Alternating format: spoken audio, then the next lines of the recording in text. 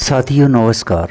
मित्रों, चतुर्थ अनुवाक के इस दूसरे अंश में विज्ञान में पुरुष का अर्थात विज्ञान में शरीर के अधिष्ठता जीव आत्मा का वर्णन है।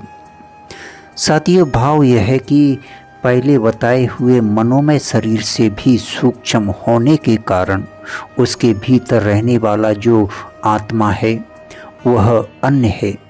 वह है विज्ञान में पुरुष अर्थात बुद्धि रूप गुफा में निवास करने वाला और उसमें तदाकार सा बना हुआ जीव आत्मा। साथियों, उससे यह मनोमय शरीर पूर्ण है अर्थात वह इस मनोमय शरीर में सर्वत्र व्याप्त है और मनोमय अपने से पहले वाले प्राणमय और अन्नमय में व्याप्त है। साथियों, यह विज्ञान में जीव आत्मा समस्त शरीर में व्याप्त है। गीता में भी यही कहा है कि जीव आत्मा रूप क्षेत्रज्ञ शरीर रूप क्षेत्र में सर्वत्र स्थित है। वह विज्ञान में आत्मा भी निश्चय ही पुरुष के आकार का है। साथियों, उस मनोमय पुरुष में व्याप्त होने से ही वह पुरुषाकार कहा जाता है।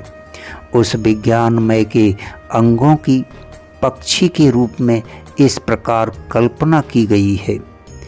श्रद्धा कहते हैं कि बुद्धि की निश्चित विश्वास रूप वृत्ति को वही उस विज्ञान आत्मा को शरीर में प्रधान अंग रूप सिर है।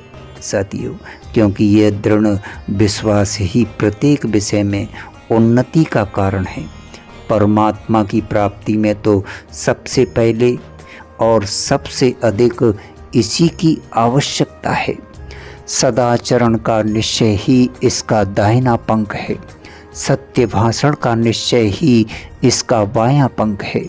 ध्यान द्वारा परमात्मा के साथ संयुक्त रहना ही विज्ञानमय शरीर का मध्य भाग है और मह नाम से प्रसिद्ध परमात्मा पुच्छ और आधार है, क्योंकि परमात्मा ही जीव आत्मा का परम आश्रय है। धन्यवाद, शुक्रिया।